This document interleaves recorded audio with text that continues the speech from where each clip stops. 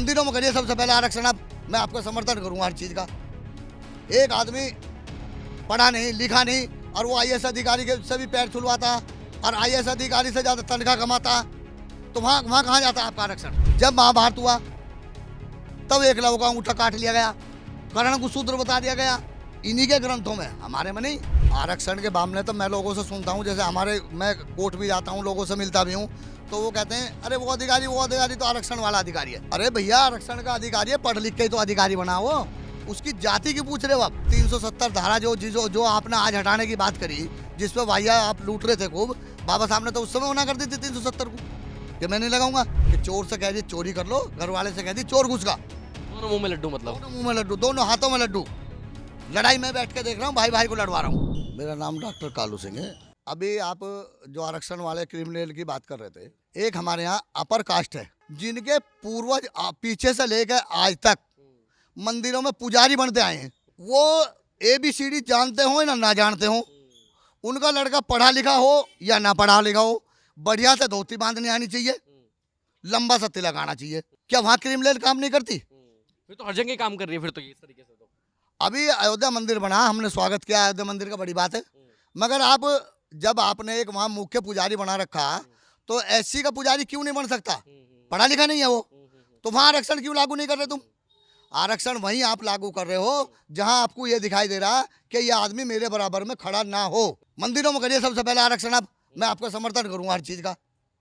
एक आदमी पढ़ा नहीं लिखा नहीं और वो आईएएस अधिकारी के से भी पैर छुलवाता और आईएएस अधिकारी से ज्यादा तनख्वाह कमाता, तो वहां कहाँ जाता आपका आरक्षण? इसके आगे हाथ जोड़ के खड़ी हो जाती है। जोड़ के खड़ी हो जाती है। तो आप ये देखिए, ये कुठाराघात है, मनुस्मृति का ये एक हिस्सा है। ये सुप्रीम कोर्ट भी अब इस आधार पे चलेगी। अब एक बात बताइए, सरकार है, हो सकता है मुझे कुछ दिन बाद राज्यपाल बनना हो, तो मुझे तो आपकी नाड़ काटनी पड़ेगी, जो पहले भी होता आया है। जो पहले से होता आया। भाई इस समाज के साथ कोई रिटायर होने वाला है क्या? हाँ, कुछ ना कार्यकाल कुछ लोगों का खत्म होने जा रहा है। अब इस कार्यकाल से लेकर पिछले कार्यकाल तक देख लीजिए, जब से देश आज़ाद हुआ और 500 वर्षों तक के इतिहास को आप उठा के देख लीजिए, कब कब हमारे समाज के साथ साजिश नहीं हुई। जब महाभारत हुआ तब एकलव्य का अंगूठा काट लिया गया, कर्ण को शूद्र बता दिया गया, इन्हीं के ग्रंथों में, हमारे में नहीं। हमारे लिए तो सब समान है, हम तो सबकी समानता की बात करते हैं, सबके मौलिक अधिकार की बात करते हैं। और ये आप जो कह रहे हैं मौलिक अधिकार वाली बात, ये मौलिक अधिकार का हनन नहीं है कि मैं आपके अधिकार को छीन के वकील साहब को दे दूं। बिल्कुल बिल्कुल है। ये मौलिक अधिकार का हनन है कि भाई तेने शर्ट बढ़िया पहन रखी है, इन्हीं की शर्ट फटी हुई है, इसकी शर्ट उतार के तुझे पहनानी पड़ेगी, तू अपनी फटी हुई नई शर्ट इसको देगा। तो क्या ये अधिकार का हनन नहीं हो रहा है? जिस सुप्रीम कोर्ट से हम उम्मीद कर रहे हैं कि हमारे मौलिक अधिकार हमको सुरक्षित होंगे, हमारे जीवन का हमको सुरक्षित रखा जाएगा, जिस सरकार को हमने चुना है वो सरकार हमारे पक्ष में काम करेगी। मगर यहाँ तो अंधा राजा चौपट राज हो रहा है बिल्कुल, कि कोई किसी की कहने को राजी नहीं है। तो मैं पत्रकार महोदय आपसे फिर कह रहा हूँ कि आपका धन्यवाद है, आपने ये मामला उठाया। सबसे पहले आप आए हैं, बहुत अच्छी बात है आपकी, और मैं आपका स्वागत कर रहा हूँ। भैया अगर ये मामला ऐसे ही चलेगा तो देखो समाज में पूरा रोष है। अब आप एक बताइए, एक मेरा भाई है, मैं किसी जाति पे बात नहीं कर रहा, मेरा लड़का तो पढ़ रहा BA और आपका लड़का पढ़ रहा 8वीं। जब मेरा लड़का BA पढ़ा हुआ तो मेरे लड़के को उस पढ़ाई के हिसाब के आधार से ही तो नौकरी मिलेगी। जब आपका बच्चा 8वीं पढ़ा, आपने बच्चे पढ़ाए नहीं, फेलियर आपका, तो आप एक SC ST OBC का आरक्षण पे क्यों फेलियर डाल रहे हैं जी?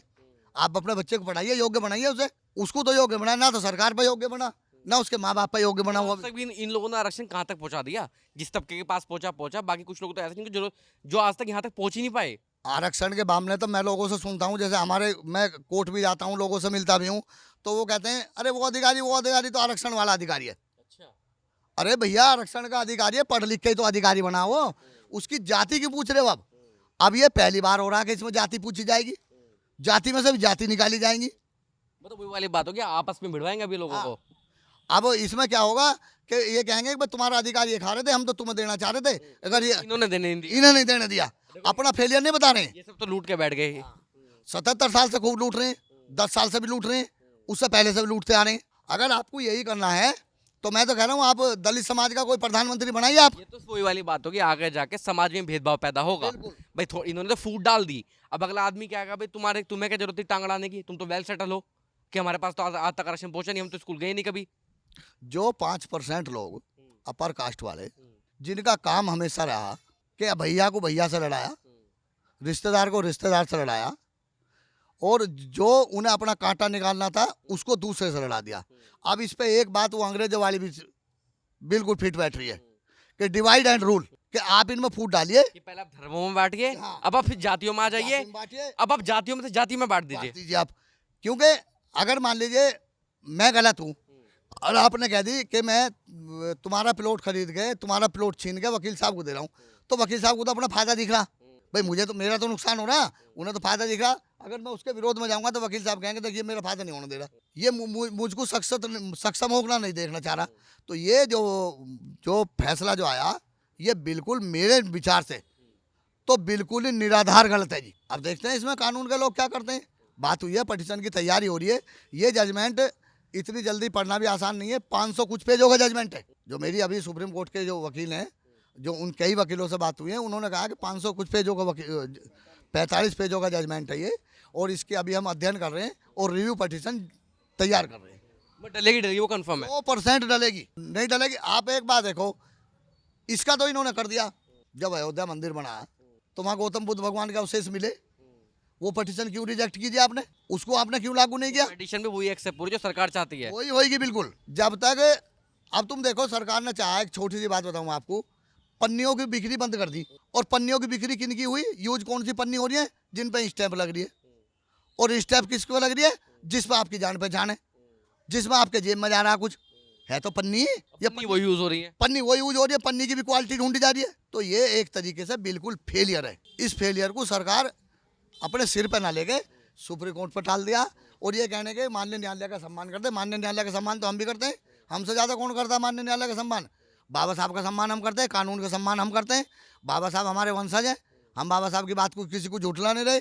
आपने तो अब 370 धारा जो आपने आज हटाने की बात करी, जिस पर भैया आप लूट रहे थे खूब, बाबा साहब ने तो उस समय मना कर दी थी 370 को कि मैं नहीं लगाऊंगा। जो श्री कश्मीर के जो राजा थे हरि सिंह जी, उनको, अरे पंडित जवाहरलाल नेहरू को और कुछ लोगों ने इकट्ठे हो गए, बाबा साहब पर दबाव बनाया कि 370 धारा आप लागू करिए। बाबा साहब ने मना कर दी। ये तो वही हो रहा है कि चोर से कह दिए चोरी कर लो, घर वाले से कह दिए चोर घुस का। दोनों मुंह में लड्डू, मतलब दोनों मुंह में लड्डू, दोनों हाथों में लड्डू। लड़ाई में बैठ के देख रहा हूँ, भाई भाई को लड़वा रहा हूँ, ये नहीं चलेगा।